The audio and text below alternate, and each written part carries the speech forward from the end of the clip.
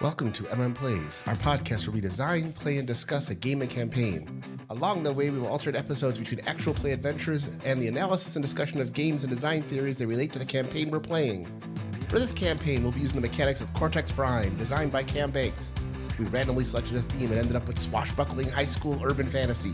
So join MMPlays as we explore and enjoy a new campaign. And now for the introduction of our players. My name's Chris Nizak, and I'll be playing Silas Flameworth, son of the Flameworth family with a frozen soul that's not my own. I'm Old Man Logan. I'm playing Henrik Gunny Gunderson, son of the enigmatic Winter Wind and rookie elemental mage. My name is Jerry, and I'm playing Santiago Zircon. He is the rebellious and reluctant scion of a powerful magic family. I'm Phil Vecchione, and I will be your GM. Your father has been an undercover Veil agent. He didn't start that way. That's a story he can tell you at a later time, but he is one now. And he's been undercover for a number of years, infiltrating prosperity mages in the greater Niagara region and Niagara Falls, Ontario. For the most part, prosperity mages tend to be unorganized, selfish, relatively easy to keep under control. With information from your dad, we would make an arrest here, give a warning there, kind of thing.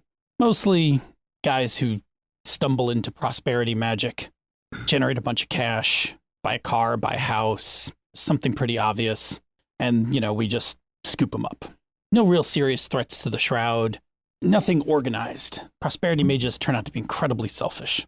Until last year, a set of Dragon Clan members came up from New York City, and they were far more organized, ruthless, and here on some kind of mission. But they were being exceedingly quiet about it. Incredibly difficult to find out what they were up to. And being really careful. Spending money, but not casting any rituals that we could detect. So, Jurgen used his existing contacts to get to meet them. He was able to infiltrate them at a low level, doing jobs, helping them out, that kind of thing, showing them around town. He was able to find out that the prosperity mages were primarily interested in teenagers, but he wasn't sure why. He was attempting to get more information, to get deeper into the organization, when I lost contact with him late last month. So I left that message for him. It's one of the dead drops that we used from time to time. Then a few weeks later, there's the incident with you at the school with the angel, and suddenly you have his weapon. So I assumed that something went wrong. I tried to contact him again, unanswered. The Veil's been magically searching for him, and we haven't found anything. We're still trying to find him, but knowing that this group of dragons is interested in teenagers, there is a possibility that I will need one or more of you to infiltrate the organization. I'm in. You are remarkably like your father.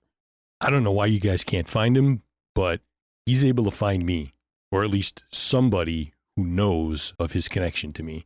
We are trying to track these things down. I suspect he's being covered by a fairly good amount of magic. Not surprising considering how well organized these dragons are. Because of this, and because of everything that I'm telling you, and the fact that one of you may need to go undercover, I can't have the three of you knowing this and either getting mind read, dream scanned, or anything like that.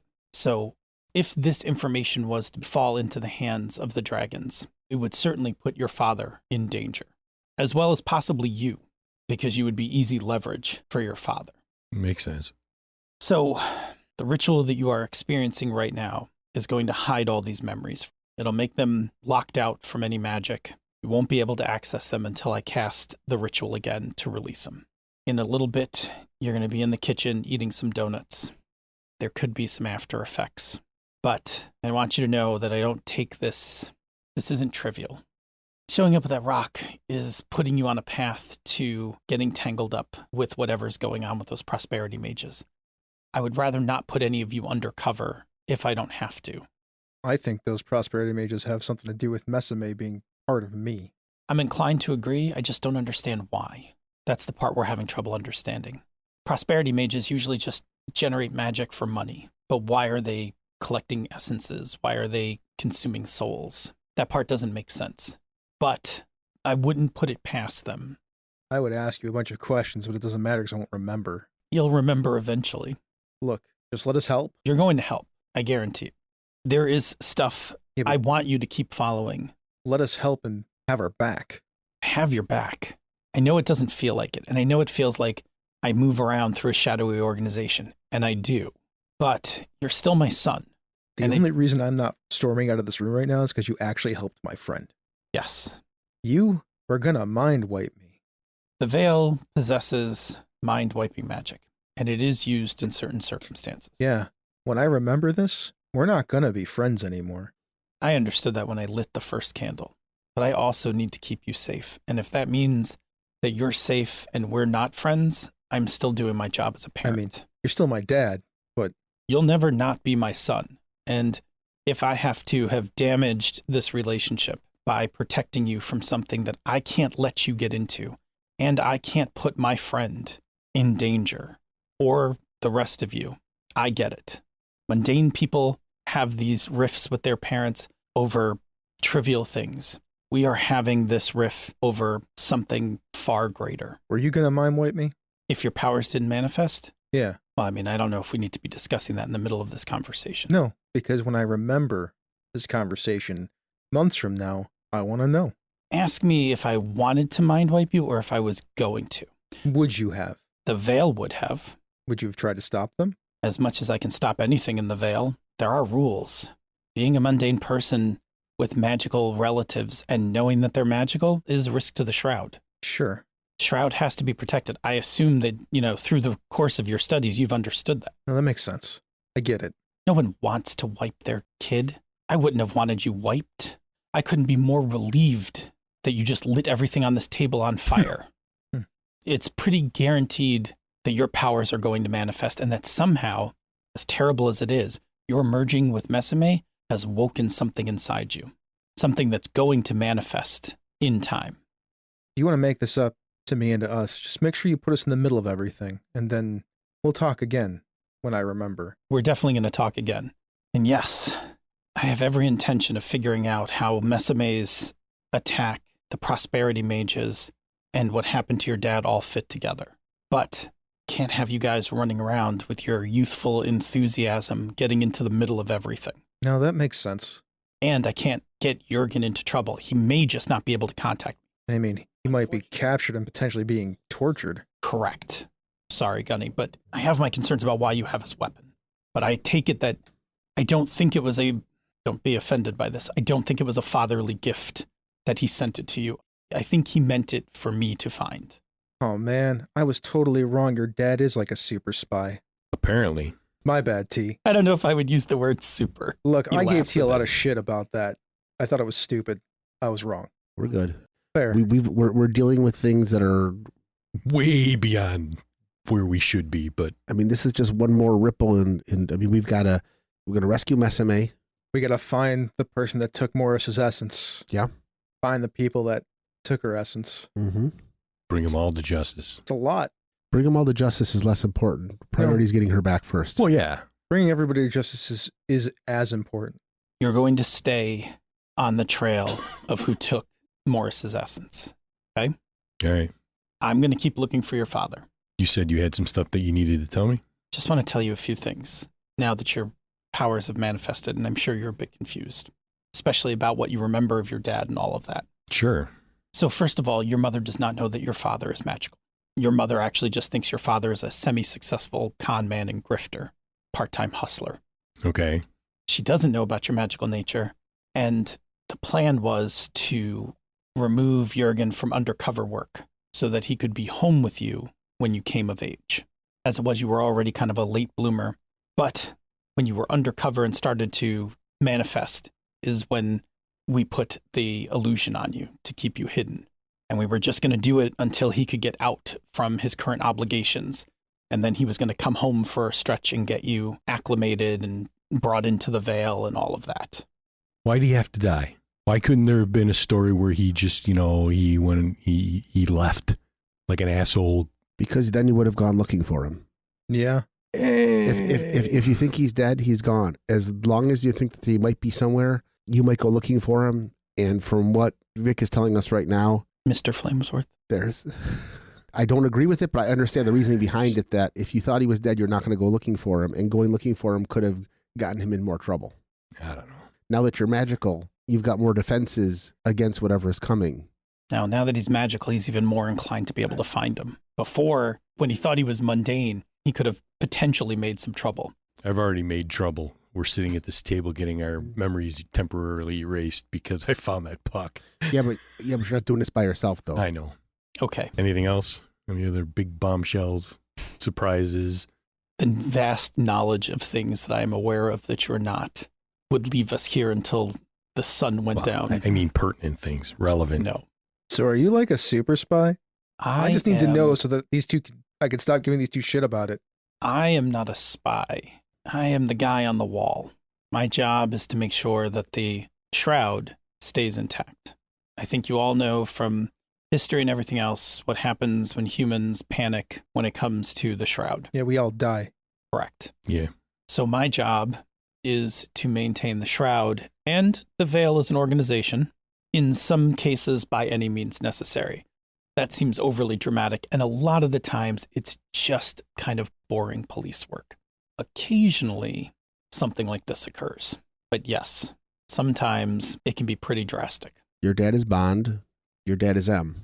It's a overly simplistic and overly dramatic interpretation, but I appreciate It's an interesting characteristic for Jurgen. Your dad goes out and does the work. Your dad helps to keep things running behind the scenes so that when his dad is doing things, your dad can Oh, work on I it. got the analogy. Yeah. Your movie analogies are great, T. I just love them. They're always so much fun. Yeah, I don't know exactly if I would categorize Jurgen as the Bond type.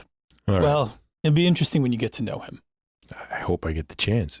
You will. We'll find him. Yeah. Or somebody will find him. All right. Anything else before we forget this and have donuts? Yeah, I'm going to make you guys a promise. There's going to come a time when everything that we've had discussed here is okay for you to know. When that time comes, I'm going to undo this spell. So I'm not taking these memories from you.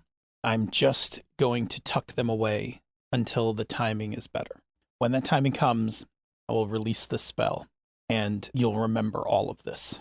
And again, I apologize for having to cast this spell and for doing it quite quickly, but I wasn't expecting you to find this.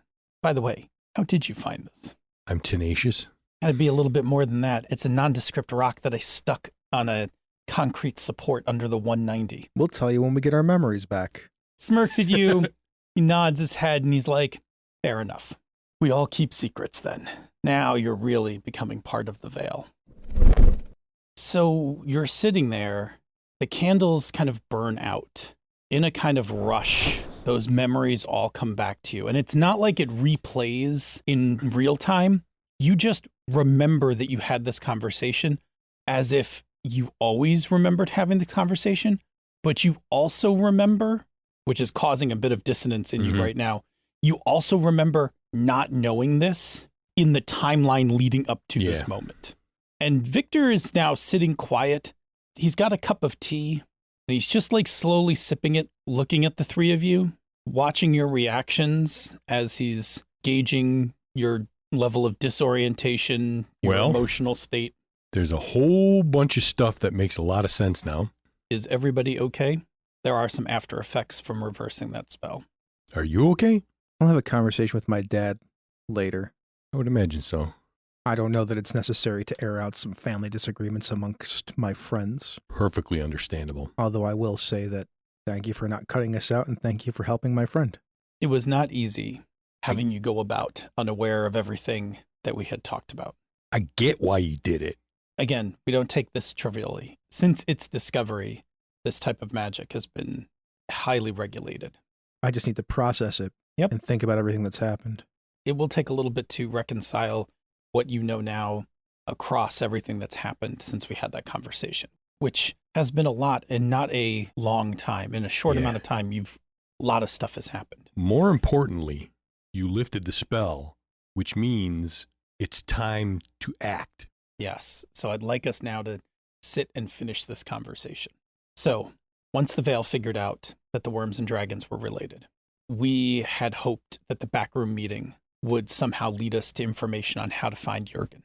But Unsurprisingly, Jordan's memories were tampered with before he left for the meeting. We would have done the same thing. In fact, did the same thing with all of you. Not to say that we haven't tried to get into those memories, but that spell is pretty difficult to unwind. Is it a common thing? No. The fact that the dragons are using this spell has given the Veil and myself great concern that whatever it is that they know is enough that they're willingly or unwillingly mind-wiping their own people to prevent us from finding out what it is a pretty concerning. I would be more concerned if it's not a common type spell that somebody from the Veil might be involved. Pretty astute, Gunny. We also have that same concern. It's not to say that other mages haven't figured out how to do this spell. Oh, so we're perfect then because we're not really on the Veil's like payroll for the most part. Yes, there's the thing about junior guardians. I mean, I assume somebody now is probably taking us a little bit more seriously after all the damage we've caused to their plots. I mean, at this point, things are going to move very quickly. As you know, the countdown is already begun. Yeah. So we need to act much faster. And we are no closer to knowing where your father is. Well, I see 4 ways that this can go down. I'm interested in hearing what you're thinking. Well, we know that the angel Kazafel, who has been bound by Gunny's father or somebody related to Gunny's father twice, was snatched up and bound over Niagara Falls, so we can go there and start looking around and asking questions. We can track down this Paula Blair lady that Gunny's been in contact with that is a part of this cult. We could go and find Gabby and Jesse and run them down and see what they know, or we could go after Casey and see what she knows. What about if we do another ritual, use your axe as the focus in Niagara Falls, where we're closer to your dad, to try to narrow down where he is? Sure, that makes Because sense. instead of just pointing in one direction, we'll be much closer to it. We're getting better at this sort of thing. Victor looks at you and smiles, and he's like, you are indeed getting better at this sort of thing. I would like you to focus on trying to find your father. You may be the only person who's going to be able to cast this ritual. We should definitely do that. In the interim, while we're planning it and whatever, I'm going to reach out to Casey and see if she'll talk to me. She might not. But I got the feeling that she was just going along with all of this for the prosperity, not the big plan. She felt like she was like, I'm tired of being broke. I want some cash. And that was like her thing. I could be wrong again. But if we can get a conversation with her, maybe she'd be willing to tell us whatever she knows and shed some light, maybe. It's a start. Yeah. Have you contacted her parents yet, the way we contacted Gabby and We Jesse's? also can't find her. What about her parents? And we've talked to her parents. Parents don't know anything. Yeah, it doesn't surprise me either. Yeah. This recruitment was well thought out. It occurred across social media. It occurred in chat rooms across that game of violence, that Discord program that you kids are fond of. They did a really nice job of setting the whole thing up. Yeah, they did, which tells me that this is a very not only organized, but this is high stakes. They still have something big planned. They're trying to manifest. We know that part, right? We've all talked. We all talked about that. That's high stakes. That's absolutely. Yes, yeah. what I mean is that however they're going to do it is still a pretty closely guarded secret. We still don't know what that is, which is all the more reason we need to find your father. All right. I do want you to focus on finding your father. If you find the girl, that's one thing. Yeah. Find your father. Also, you guys have been through a lot. You've been through an extra dimensional space. You have had an incredibly busy and emotional weekend. I need you to rest. You are youthful, but your powers have limits. I need you to rest and start working on this on Monday. Also, I'm going to need you to go back to school. Sure. Yeah. Can we bring Bo and Messame in on this if we need to? Of course. All right. At this point, consider them part of your team, and he smiles. I actually laugh. Like, Silas actually laughs. Bo will be thrilled. That was a lot. There are actually donuts out in the kitchen if you're hungry. I could use some sugar right now.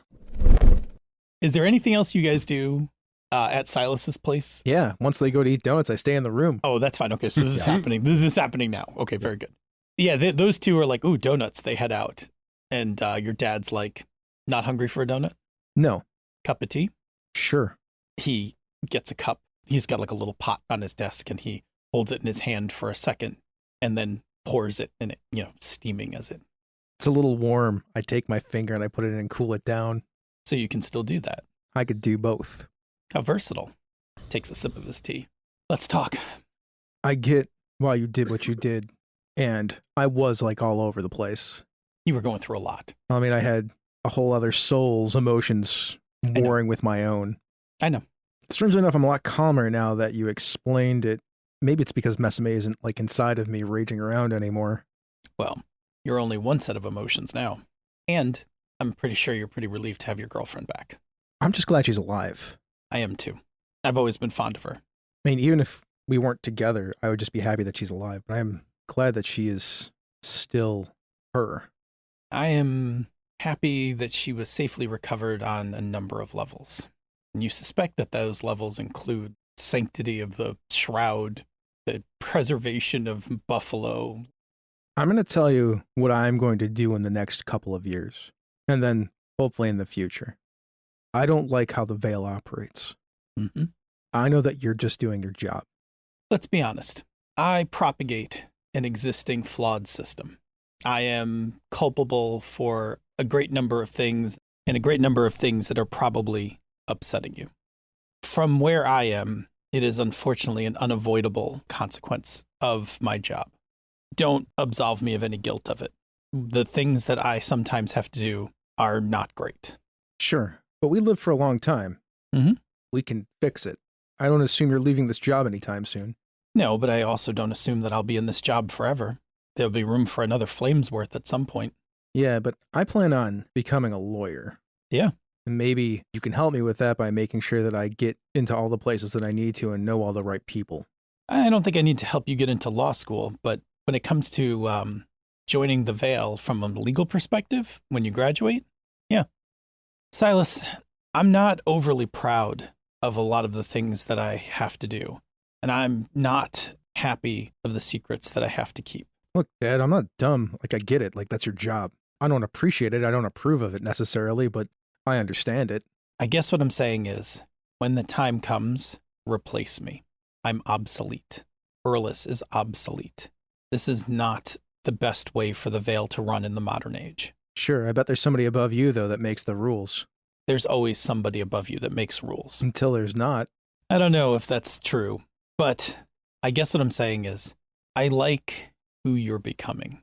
We're not going to be at odds that you want to change this system. I will be happy to be rendered obsolete. I will be happy to be retired when the time comes. I can't say that I can just step aside and make it happen for you. No, I don't expect you to. But you're a Flamesworth. I expect you to get the job done. Make this a better Veil. I mean, I plan on doing that anyway. I was never going to stop you. I am a product of my job and of the people that came before me. Be better than me. That's all any parent ever wants. We're going to butt heads over the years, kiddo.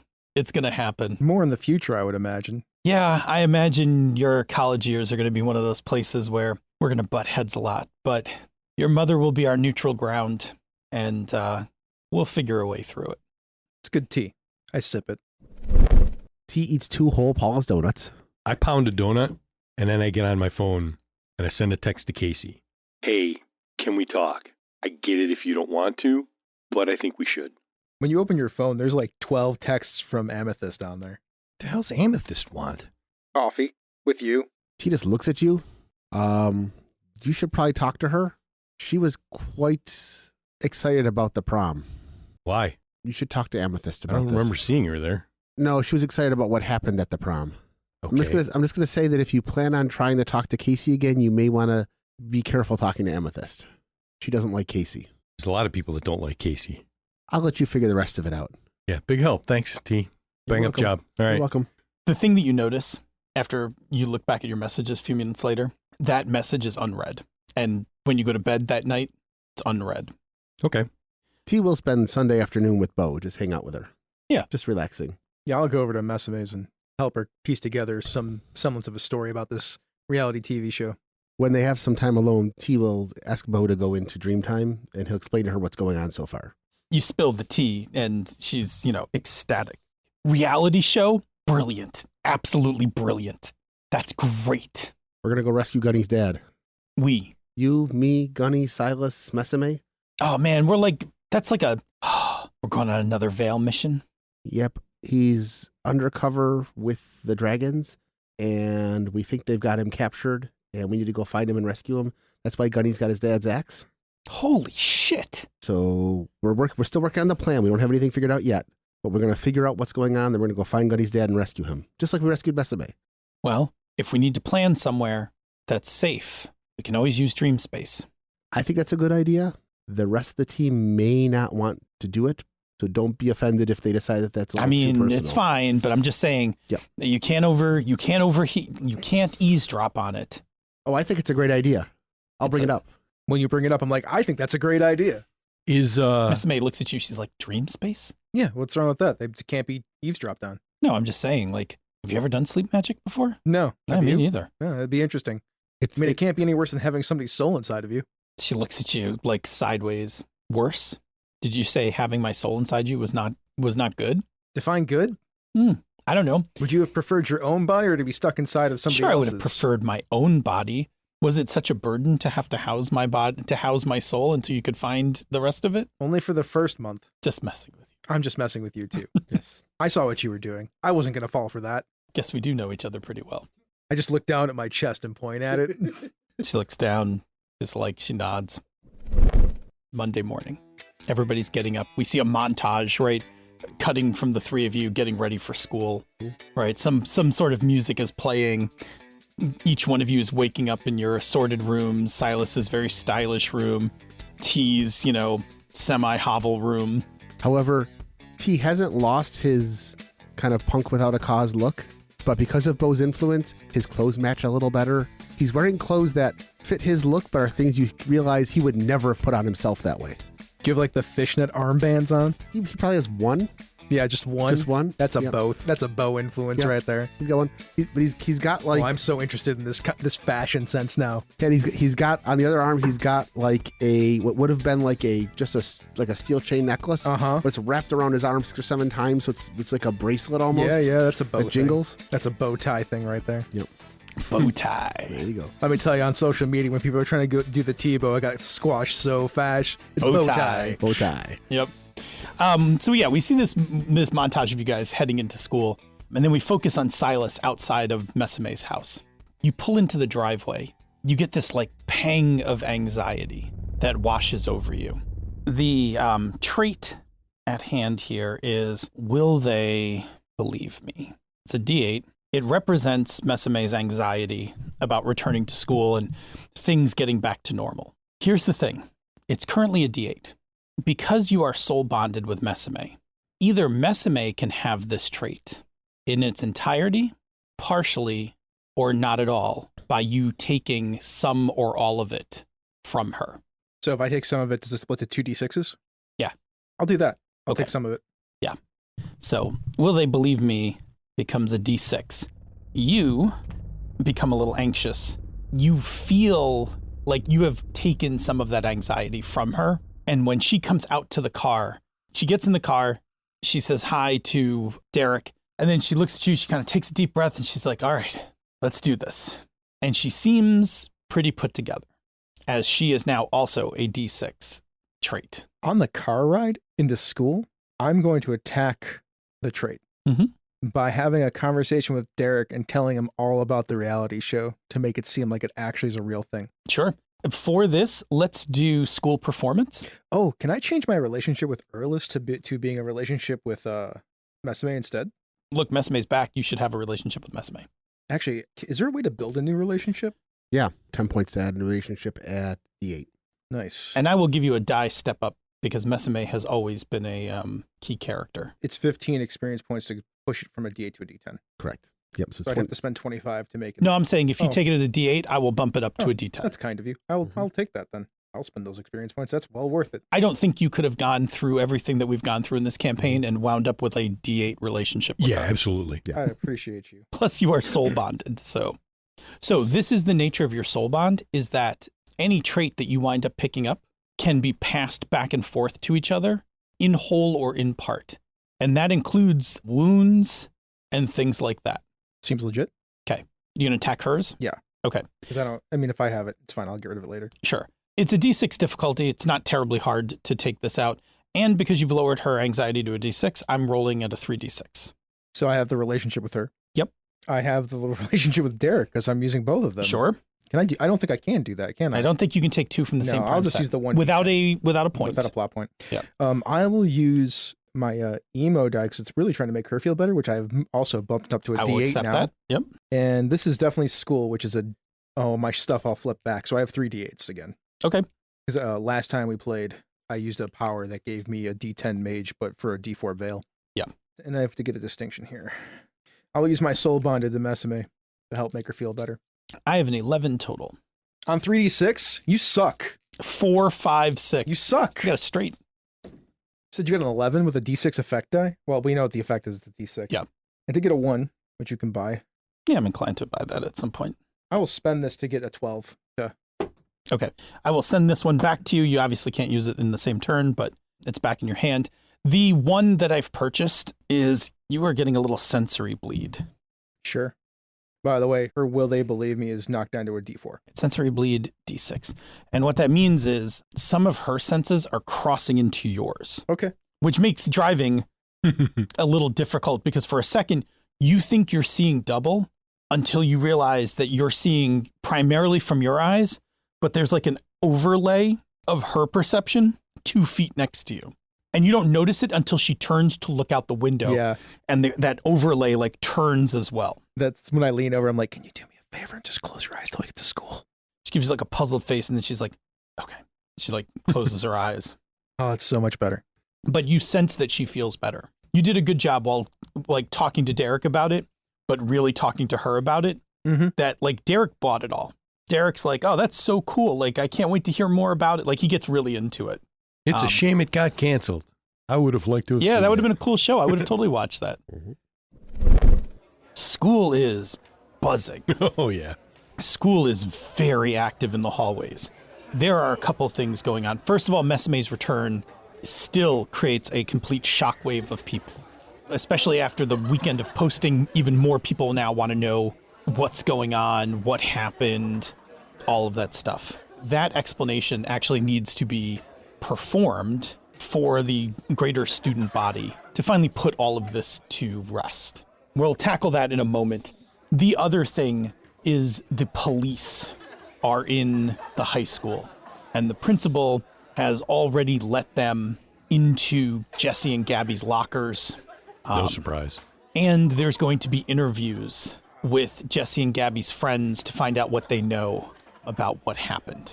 Throughout the day, you're hearing that people are getting pulled out of classes, going to the guidance counselor's office to talk to police officers. All of Gabby and Jesse's stuff is boxed up from their lockers and taken away. And you all hear, although no one talks to you about it, but you hear through the hallways during the day, all 3 of you, that people are getting pulled out of class to go talk to Miss Cortez individually. Okay. Getting pulled out and going to talk to Miss Cortez. And by lunchtime, there is an announcement that there is a mandatory Junior Guardians meeting after school today in the Grove. All right. Were all the people that were pulled out to talk to Miss Cortez from the Guardians? Yes. Okay. Yeah, that's how you hear it, because you hear it from the other Guardians. Okay. But checking with each other through the day, no one has... no one's talked to us yet. No one's talked to you guys. Okay. Or Bo, or Mesame. At some point during the early part of the day, when I have an opportunity, I want to find Archie and have a conversation. Sure. Hey, man. Hey, I got a question for you. Sure. I don't know if this is a thing that would work or not, but I tried to text Casey. That girl you went to the prom with? Yeah. Should you be texting that girl? Well, there's reasons. Okay. Trust me, valid reasons. But looking at my phone, the message is still unread. You want to know if she got the message. And I'm wondering if you can figure out if she got it, and if she didn't, if there's a way you could push it. I don't know how this stuff works. You're the first one for sure. You want me to know if it made it to her phone? I can definitely do that. Can we do it after school? Yeah. There's a meeting after school. Yeah. Can I do it right after that? Yeah. All right. It's going to take a little bit of ritual, and I could do it in the Grove. So Okay. I got to not do rituals in bathrooms for a little bit. People are starting to talk. Throughout the day, T is going to talk with his little cluster of friends. If the subject of Jesse and Gabby comes up at all, Oh, it totally comes up. he'll drop comments. Oh, you know what? They were in the Junior Guardians with us, and they were awfully close together. I'm not surprised that if one's disappeared, the other ones, they may have run off. Yeah, they were friends, they ran off, that kind of thing. Just give them a bunch of things to talk about so that if the cops pull them aside, they all start saying the same kind of thing. Mm-hmm. So that the same kind of story keeps ending up coming over and over again to hopefully get the cops kind of stop looking at the school and start looking just for the two of them. Okay. Actually, it's not misinformation. Just feed them the information we want them to be fed. Silas, I would like you to make a school performance check. This is to put an end to these rumors, right? A successful roll begins the end of... it's not a trait you're wearing down, just a successful check here will just start the end of the rumor mill. Like it will be bought, sold, and consumed. I'm going to tell you this is a D8 difficulty and a D8 for hot gossip. I will say, before, as you can just on your side start pulling together your roll, but if T's discussion could mechanically create a trait that Silas could use by drumming up a bit more controversy about Jesse and Gabby, it would kind of start to drown out this. So if you want to make a test against a difficulty of your choice to make an asset of, that level, you could create that, and then Silas could actually use that as part of a distraction in his pool. It's going to be performer. Yep. School, obviously. Yep. And you just tell me the difficulty. That's going to be the 2 dice I roll. I think we'll just go for D8. Okay. So I'm going to roll 2d8. And I'll roll 3D8. Okay. I have a 10. Okay. Is hot gossip not a trait on the table? Hot gossip is a distinction of the challenge that you're up against. Okay. He's going to create other gossip that you can pull into your pool. Can I pull Sergi in this as a relationship to help me spread this gossip? Use your friends. I also have a 10. I will spend my plot point to make it a 14. That'll give us a D8 on the table. Asset. That'll give you That's a D8 asset for you. Yep. All right, here we go. This is what I'm doing to try to counter this. One, I've already talked to Derek about this, and he's on the football team. Yes. And he's pretty popular, so I'm going to use him as a relationship here. Oh, to help yeah, me absolutely. spread this around. My performer's a D8. I'm pretty good at talking the stuff up. My school's a D8. People know me pretty well around here. I am going to use Soul Bonded to Mesame because this is important to me to make sure this goes away. And then I have the D8 asset from him helping on the other side. Absolutely. Okay. Look at me. Ooh, I'm actually going to turn my D8 down to a D4, though, because Mesame's still got a little bit of that anxiety going on. It's bleeding through into my performance. There you go. Plot point. I have a 13. Come at me, bro. I have a 16. Okay. With that success, in a day or so, all of this will die down. People will still tease Mesame for being trying out for a show or whatever, but by and large, the interesting rumor part of this all starts to subside. See, I told you everything would be okay. That's what I tell Mesame. Yeah, you're looking at yourself and her. The sensory bleed. It's weird. Yeah, it's weird. It's not too bad because one of them is clearly more prevalent than the other one. I'm surprised you didn't roll any of these dice in there. I should have pulled your sensory one. And the will they believe me, that's the anxiety thing. That's perfect for that. Yeah, I didn't. I don't even know if that's a trait anymore, is it? No, it starts to fade. You can get rid of it. We're going to accelerate some stuff. That was my bad. I should have grabbed those. Gunny. Yes. You're in class when a police officer arrives at the door. Expected. Mr. Gunderson? Yeah. And there's a couple like, whoa. Oh, relax, people. If you'd come with me. Absolutely, officer. The officer doesn't really say anything. He takes you down to the guidance counselor office. I lean over to Lisa. I'm like, he's probably fine. It's probably nothing. He was totally hanging out with Gabby and Jesse. He was, but so what? A lot of people were. Well, I'm just saying, they're missing. So, I listen to a lot of true crime podcasts. Like, you interview the people that they were with. Well, yes, of course. I don't think he did anything. Me neither. Just saying, I don't think he did anything, but, they got to be thorough. But I don't know. You hang out with them in that club. What were they doing? I think they might have been dealing drugs. Really? Yeah, that's what I think. Oh, wow, you just never know a person. I mean, is it really that big of a deal to deal a little bit of weed? I mean... It's totally a big deal to deal a little bit of weed. You shouldn't do it. It's against the law. Yeah, but, if you deal a little bit of weed, you just get caught. They're gone. Where are they? I'm sure somebody will find them sometime soon, and they'll be brought to justice. She looks over at you for a second, and then the teacher, clears her throat, and you both sit back up. You're taken into the guidance counselor's office, and they're like, oh, please, the officer points to a room, and there's a person sitting at a table. Okay. When you walk in, The person turns and looks at you. They are Vatan. They're water elemental, merfolk. Oh, Please sit, Mr. Gunderson. okay. I just going to keep you here for about 5-10 minutes just to make it all look official. Okay, no problem.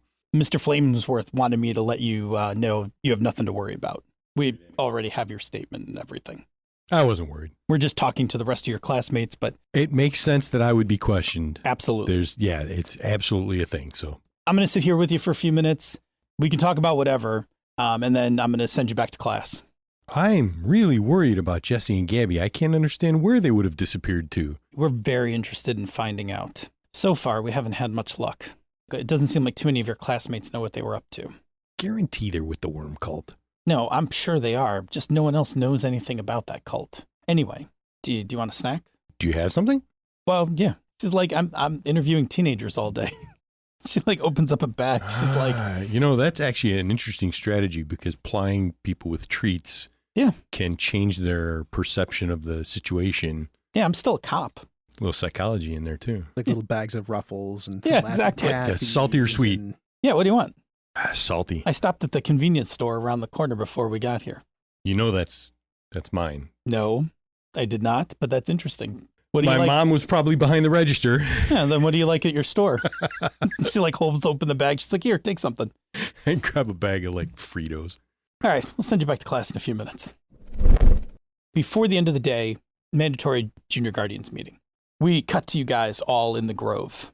The rest of the Junior Guardians are there. Ms. Cortez is there. I think we all by now know what happened to Gabby and Jesse and what happened at prom. Prosperity mages. Yes. Silas, Messame, Bo, T, Gunny. I didn't pull you guys out of class today, but I've actually been spending the morning interviewing everyone else here to make sure that no one else here was part of the worm cult. It turns out that only Gabby and Jesse were part of it. And for everybody else who didn't know, Gunny was palling up to them as part of an operation from the Veil. Operation from the Veil. Oh, that's really.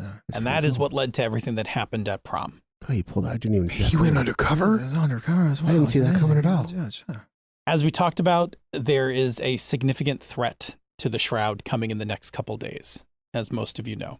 What's the threat? She like takes out her phone and holds up the countdown. It's literally a prospocalypse. Archie is like, what do you mean prospocalypse? The prosperity cult is trying to manifest a prosperity elemental like the internet from back in the day. Something to basically bring down the basically to cause chaos and havoc in the economy, and to basically make the members of the prosperity cult wealthy beyond their dreams, and to cripple everybody else and tear apart the Shroud. But wouldn't that destroy the Shroud? Well, Yes. it's not just that, Ms. Cortez says. Without an elemental, a manifested elemental, it's easy for the Veil to outlaw prosperity mages because it's just a form of magic that can just not be practiced. But if a prosperity elemental was to come, a primary elemental was to come to form, the Veil would be forced to deal with that elemental. Much the same way in the 1900s, it was done with the electricity elemental, and in the 1990s with the elemental of the internet. Didn't the internet elemental almost rip a hole in the Shroud? Yeah. Yep, absolutely. And it caused us to have to adjust, for lack of a better term, to adjust reality to accommodate the internet. And isn't the Shroud weaker since then? It is recovering on a decade by decade scale. So yes, is there a danger of a prosperity elemental forming? Yes, absolutely. If it forms, prosperity mages will have some sort of say and backing within the Veil. And that is the real danger. Because as we know, and as we've talked about, right, prosperity magic is very alluring, and it's very easy to do damage to the Shroud by getting carried away with it.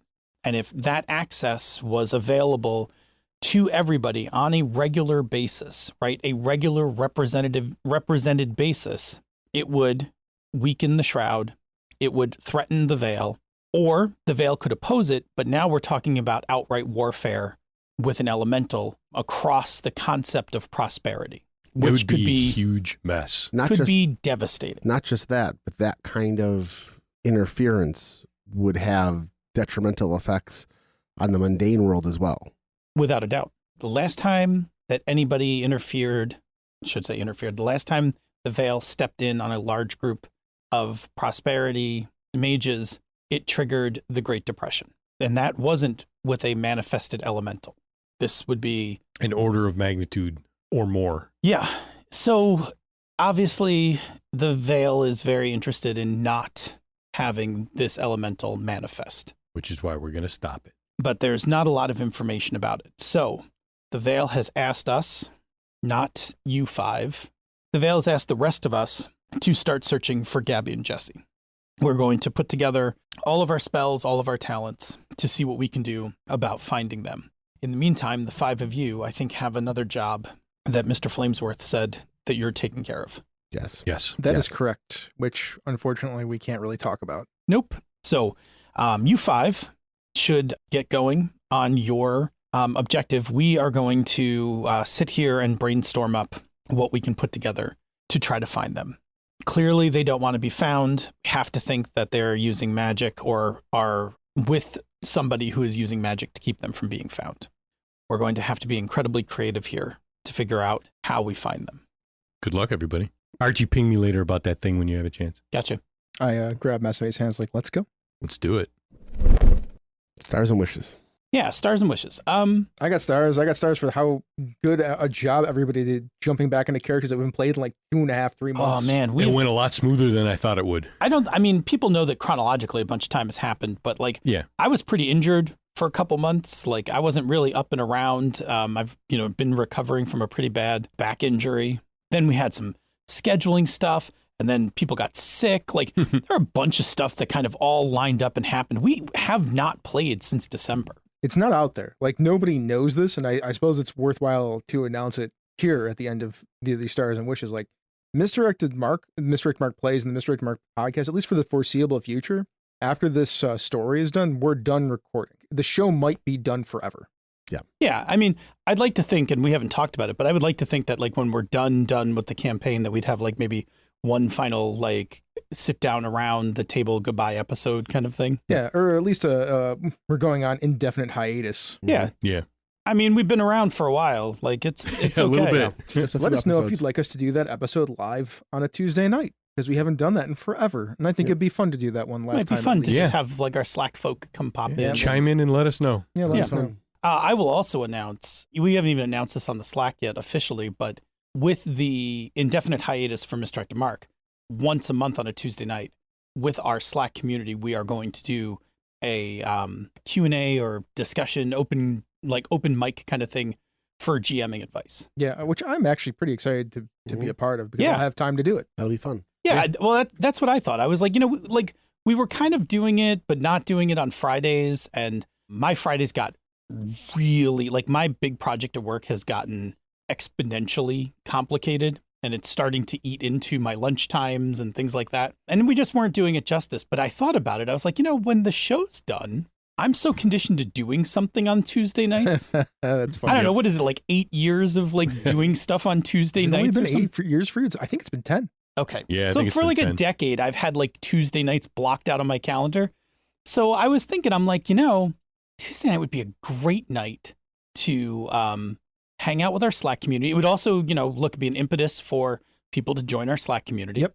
Right? Come join our Slack community, and we'll do an actual really focused and structured GMing discussion with people interacting, like joining us on Zoom. We're not going to record them. They're there for people just to, come in, ask questions, have discussions. I would like to do a couple different things. Like, we could do Jerry's What I Love About This Game, as one night, just various GMing topics that people suggest, that we suggest, like Yeah. a cool time Talk to about sit some down. gaming news and things like that. Yeah, things that are absolutely. going on in the communities. Yeah. Like, not just our community, but like the greater tabletop role-playing game space. So we're going to do that stuff. But anyway, back to Stars and Wishes. 1, I echo your star. 2, I think you guys all did a great job of jumping back into that flashback. Yeah, that was hard, but it Yeah. was fun. The whole thing of where I had to stop you guys that night because I did not expect you. I honestly, in my notes, did not expect you to go talk to, like, just walk into Victor's office and be like, "Hey, what's this?" And We're going to have confront him. and then have to explain it. You guys were very gracious to let me just blank you in that moment, but it was really fun to come back and actually Yeah. fulfill that scene. It It was also fun. Big star for getting to see all the pieces to the puzzle all fit together. Then all of a sudden, like, oh yeah, now since then we've learned this and we've learned this, and it all comes together. It's been a very satisfying gaming experience. Yeah. The onion mystery that's coming together. It's been Mhm. really enjoyable to watch all the pieces Yep. like fall into place. Good job, Phil. Oh, well, thank you. You guys have done a great job. I also loved, I don't know the exact quote was, it was horrible sharing your soul with me. No, I think I said it can't be as bad as sharing my soul. It's That's what it sharing your soul with somebody. Yes. Yep. Yeah. And her response to Smooth that. move, X-Lax. Yeah, I know, right? But her response back, I'm like, that is such high school relationship Yeah, right that's there. great. Uh, Huge star for the scene with T and his parents at the table. Yeah. Talking about naps. I love being I an deliberately amethyst. didn't run with the amethyst thing because I think that whole confrontation will be more fun with Gunny there. That's why I didn't push that storyline much further. Uh-huh.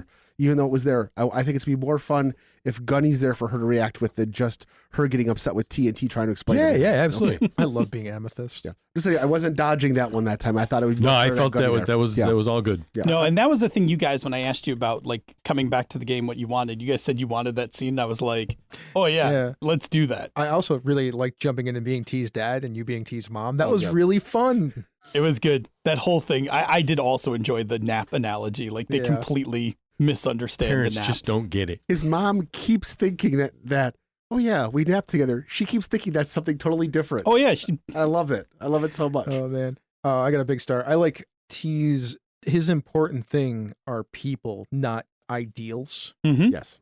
And since Silas's important thing is he cares about people, but ideals matter a lot to him. Yeah. Like living up to them and the rules and all that stuff. So like seeing those two things counterplay yet they could still be friends is always fun for me. T's a bit. I begin to see T is becoming much more of a pragmatist as time goes on. Like he looks at things like he wasn't super bothered by the fact that guy died. Like he didn't want him to die, but he died. Okay, that happens. It's not like this guy didn't deserve it. He can rationalize himself through it and go, like he's not upset with Earless for it. Sure, I get that. Not the way that Silas is. It's actually hard for me to play that because I'm more of a pragmatist than idealist usually. right. I really liked the conversation between Silas and his dad. Yes. Yeah. Where that his dad was like, you're going to replace me eventually. I thought that was Yeah, interesting that he that's thinks good. that. Make right? me Like, obsolete. I don't think Victor is under any illusions that the things that he has had to do in his lifetime have been pretty bad. No, it's like not interesting. always, but it's not like his job is not it's not a good job. No, I mean you have to keep a lot of secrets, you do a lot of bad things, but Yeah. you do it for the right reasons. Mhm. But Correct. At what point are you crossing the line, right? Yeah. Mhm. Which at some point in in that position, What is it? at some point you cross that line. Yeah, there's a quote: "He who fights monsters must beware, or will become a monster Must themselves." become a monster. I Yeah. believe that's Nietzsche. Yep, it's a lot of that. Please going tell on. me there isn't a veil black site. And everybody, Why would you ask like, that question? Yeah, everybody looked at him like, of course there's a veil black site. Like, God damn it! Did you not know that? I mean, Chris knows that. I don't but know. I mean, Silas yes. doesn't know that. Silas doesn't want to believe it. Oh, that just reminds me of back when we were writing for the Dracula dossier and we were doing all that work on the American Vampire Yeah, program, and yeah. I had to read all those articles and stuff Oof. about CIA rendition sites and stuff, and I was like, finished doing the research for that job and was like, oh, I feel bad. Yeah. Anybody got any wishes before we have to stop? I'm not me. I mean, I got all this shit laid out, but I'm listening. I'm excited to see more of Mesame and Silas's relationship as it develops. As they get past it's only been 4 days. I want to see them a month from now when we've been sharing a soul all this time is still there, but it's kind of the relationship is developing into more than just two people sharing the same soul. That leads to the idea that maybe sometime next year we do a second season of this in college. Oh, I mean, I can be talked into this. Yeah. Like, this Yeah. is not difficult. That is the saving grace of potentially there being more misdirected mark Gunny stuff. doing like a is that- keg stand. No, Like, Gunny's not a kegger. T T is. doing a keg stand.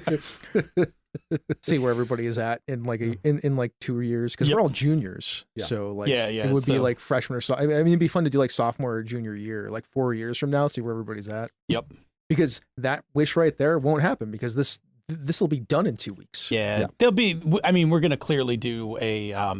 And by 2 weeks, I mean 2 weeks in game. Yeah, we'll be closing up We'll do some flash forward stuff, but I do like the idea that someday we'll come back to these guys.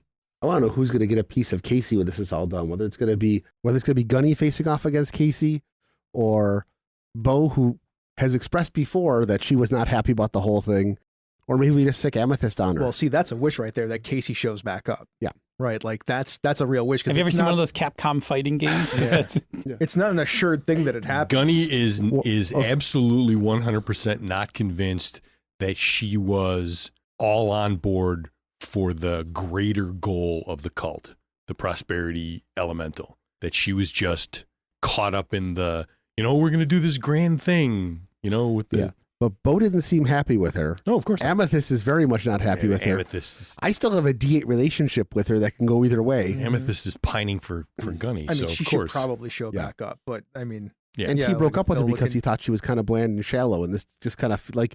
Phil's giving the Phil face. Yeah.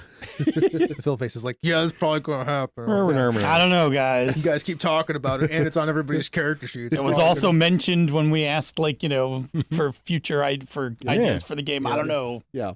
Yeah, that episode never saw the light of day, so maybe I'll release it. Don't worry. I got you. We recorded a thing where we talked about remembering what happened and stuff. There's like 30 or 40 minutes. Yeah, I was pretty hurt. I couldn't actually write the actual adventure, so we talked about what we might do. My wish is definitely to see Gunny take the spotlight and then see how that plays out with his dad and with the prosperity cult and all the bad stuff and some of these bad people. I like it. That's all I got. That's all I got. All right, well, let's get on out of here. We'll talk to you all soon. Hopefully you all enjoy these episodes. Thanks, everyone. Let us know. Bye, everybody. Goodbye. Bye. Thank you for listening to Misdirected Mark Plays. Now let's do some Patreon shoutouts before we get out of here. Let's start with the Royal Court, the Polish Ogre, who's our very own Polish Ogre, Lars Henrik Evjan, the Lord Out of Time, Jim, the Royal Merchant Emeritus, Chromatic Chameleon, the Queen's Spy Mistress, J.T. Evans, the Queen's Librarian, Schmitty, the Keeper of the Labyrinth, Andrew Dacey, the Warden of Whiskies, John Carney, the Court Necromancer, Craig, the Lord of One Name, Tiberius Starcrash Smith, the Baron of Britannia, Eric Bonts, the Weregator, Kevin Lovecraft, the Royal Beard. Now we have some other patrons who are about to get their shout out. John, Chris Constantine, Miko Froelich, Eric Simon, Athalis, Not That Billy Mitchell, Fiona, Kathleen Halperin, Christopher Gamelk, Michael Beck Esperum, Joseph Knoll, Carlos Heptilemma, Michael Draper, Alice Kira, Jim Fitzpatrick, Brentley Harris, Steve Radabaugh, Rory McLeod, Ninjabi, Richard Wyatt, Joseph Peralta, Brian Kurtz, my Brett, not my Brett, but somebody's Brett, Chris Steele, Jared Rasher, The Deliberator, he belongs to an Elite Order, a hallowed subcategory, Bridget, Kubanu, Eileen Barnes, and Brandon Barnes. Thank you so much for being our patrons. If you'd like more content like this, you can check it out at misdirectedmark.com. If you are interested in supporting this show and other shows on Misdirected Mark Productions, you can go to our Patreon page at patreon.com/MMP. You can get a whole bunch of stuff there, including extra bonus podcast episodes, material concerning this game, The Children of the Shroud. That includes character sheets, our game rules, some of our setting stuff, and Phil's thoughts from behind the screen. If that's not your thing, you can check out a bunch of other podcasts on misdirectedmark.com. There's Pandas Talking Games with Phil and Sunda. They talk about a whole bunch of games, so it's like card talk for your role-playing game. You can go check out the Gnome Cast, where a bunch of gnomes get together to try to avoid being thrown into the stew by giving quality game mastering advice. Or you can listen to Thaco with Advantage, where Ange and Jared talk about D&D. They're going to talk about it anyway, so they might as well record it. Thank you for joining us. This has been a Misdirected Mark production, the media arm of Encoded Designs. Mic drop, we out.